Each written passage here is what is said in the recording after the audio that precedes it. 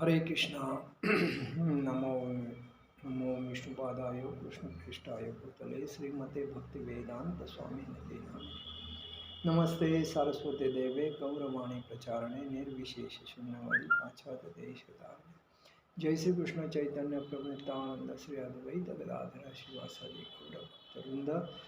हरे कृष्ण कृष्ण कृष्ण हरे हरे, हरे राम राम राम हरे हरे। आज हम लोग भगवत गीता के ऊपर चर्चा करेंगे। भगवान बोलते हैं कि मनुष्य को चाहिए कि श्लोक के अनुसार योग का अभ्यास करे, परमेश्वर कृष्ण पर ध्यान की एकाग्रता को नवदा भक्ति के द्वारा संभव बनाया जा सकता है, जिसमें श्रवण अग्रणी एवं सबसे महत्वपूर्ण है। श्रवणम, हम लोग श्रवणम, कीर्तनम, पाद सेवनम, अर्चनम, ये नवदा जो भक्ति है उसमें प्रथम जो वर्ड है श्रवणम। श्रवण जो वक्ता बोलता है और बोलने के बाद हम लोग जो श्रवण करते हैं और श्रवण करने के बाद जो हमारे दिमाग में आ जाता है उसका हम अनुसरण करते हैं और बाद में उससे हम ज्ञान बढ़ा के हम लोग वापस बुक्स वगैरह पढ़ते हैं। तो वही बोलते हैं भगवान, श्रवण अग्रणी और सबसे महत्वपूर्ण है। भगवान अर्जुन से कहते हैं तच्छृणु, मतलब अर्थात मुझसे सुनो।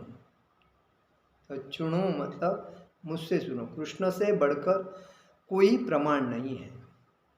अतः उनसे सुनने का जिसे सौभाग्य प्राप्त होता है और पूर्णतया कृष्ण भावना भावित होता है। मनुष्य को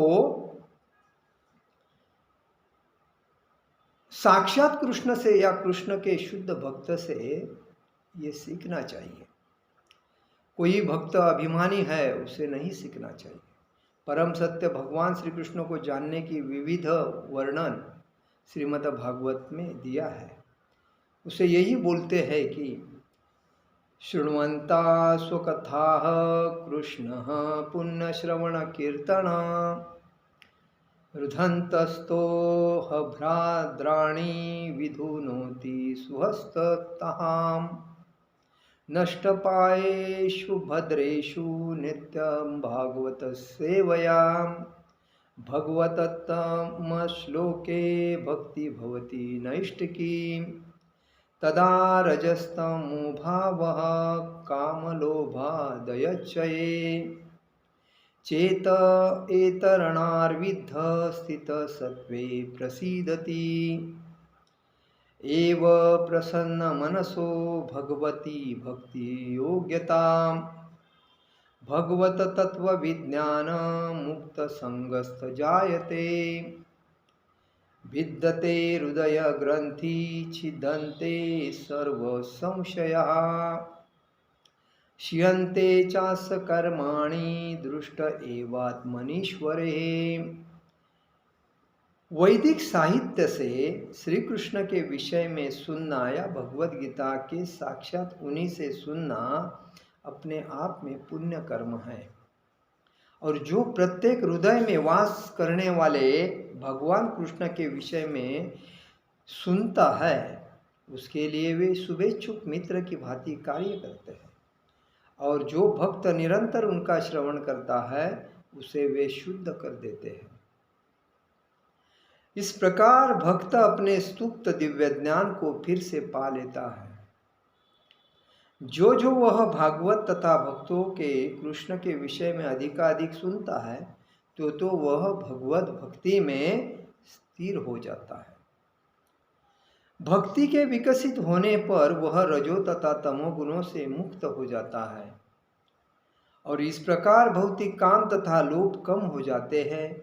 जब ये कलमश दूर हो जाते हैं तो भक्त सतोगुण में स्थिर हो जाता है, भक्ति के द्वारा स्फूर्ति प्राप्त करता है और भगवत तत्वों को पूरी तरह जान लेता है। भक्ति योग भौतिक मोह की कठिन ग्रंथि को भेदता है। और भक्त को असंशय समग्र अर्थात परम सत्य श्री भगवान को समझने की अवस्था को प्राप्त करता है।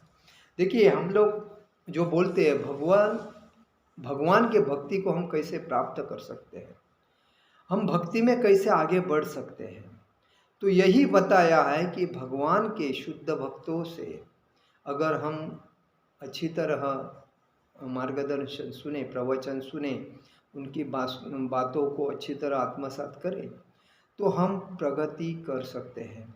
क्योंकि शुद्ध भक्त का आचरण और उनके जो नियम हैं वो सब पालन करते हैं, और इसीलिए उसमें से हम सुनते हैं तो हमें शुद्ध भक्ति में प्रगति होती है, और बाद में हमारे जो अंदर रजोगुण तमोगुण जो भरे हैं वो आहिस्ता आहिस्ता दूर होके हम सत्व गुणों में आ जाते हैं। इसीलिए बोलते हैं कि भक्ति के विकसित होने पर वह रजो और तमो गुणों से मुक्त हो जाता है। मतलब भक्ति में हम विकसित होते हैं, मतलब उन्नति करते हैं।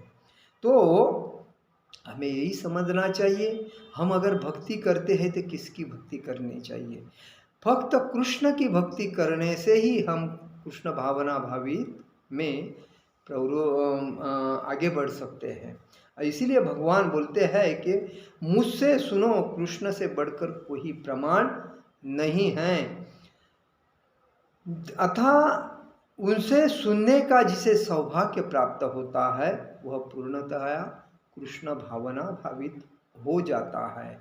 और मनुष्य को तो साक्षात कृष्ण से या कृष्ण के शुद्ध भक्त से ही ये कथा सुननी चाहिए। और हम यही बोलते हैं कि आपको अगर भक्ति में आगे बढ़ना है तो आपको हमेशा नित्य नेम से कृष्ण जो मंदिर है, भगवान श्री कृष्ण का मंदिर है, उधर जाते आते रहना चाहिए, भक्तों की संगति करना चाहिए, उधर जो भक्त का जो प्रसाद मिलता है वो प्रसाद ग्रहण करना चाहिए। आपके घर में अगर आपको कोई भक्ति के लिए विरोध करता है तो उसके लिए वो प्रसाद लाके खिलाना चाहिए।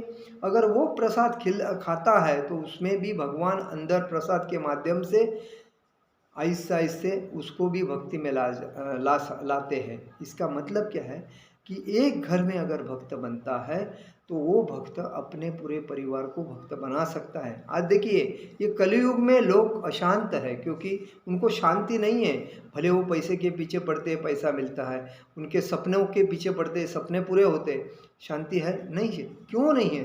क्योंकि वो चंचल है, उनकी इंद्रियां चंचल है, उनका मन चंचल है, और वो चंचल मन के वजह से वो अपने को काबू नहीं पा सकते हैं, और इसीलिए उनको भक्ति में आना जरूरी है। अगर जो व्यक्ति भक्ति में आता है तो भक्ति में आने के बाद वो अपने को बराबर संभाल सकता है। देखिए, मैंने उस दिन भी मेरे पिचिंग में बताया था, एक माताजी ने मुझे प्रश्न पूछा था कि मुझे माया मोह से मुक्त होना है। अगर माया मोह से अगर जिस व्यक्ति को मुक्त होना है तो मोह, ममता, लालच, ईर्ष्या, अहंकार और क्रोध, ये जो राक्षसी वृत्ति अपने में जो भरे हैं, इस 6 गुणों को अपने से अलिप्त करना चाहिए। किसी भी व्यक्ति की ईर्ष्या नहीं करना चाहिए, किसी के ऊपर भी अहंकार नहीं करना चाहिए, किसी भी चीज़ का स्वार्थ नहीं करना चाहिए, और किसी के बारे में लोभ नहीं रखना चाहिए, मोह नहीं करना चाहिए कोई। ये जो हम लोग करते हैं ना, इसी वजह से हम लोग दुखी हैं। अगर ये संत किसको कहते हैं? जो संत है, जो सन्यासी है, ये शुद्ध भक्त क्यों होते हैं?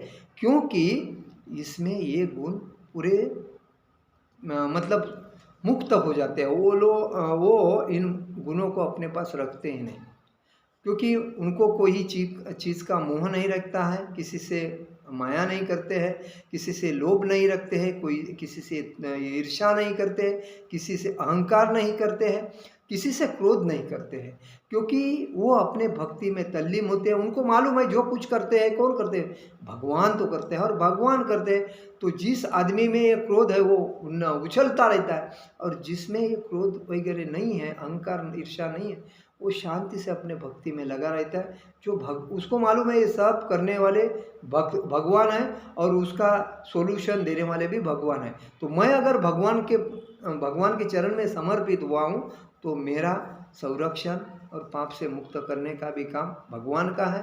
तो मुझे भगवान की भक्ति सर्वश्रेष्ठ है, बाकी कुछ नहीं। ये जो व्यक्ति समझता है वही इस संसार में दुखालय, इस संसार एक दुखालय से पार हो सकता है, अन्यथा नहीं। आज का मेरा प्रवचन यही समाप्त करता हूँ। हरे कृष्ण कृष्ण कृष्ण हरे हरे, हरे राम राम राम हरे हरे। जगत गुरु शिल प्रभुपाद महाराज की जय, परम पूज्य लोकनाथ स्वामी महाराज की जय। निताई गौर प्रेमानंदे, हरि हरि बोल।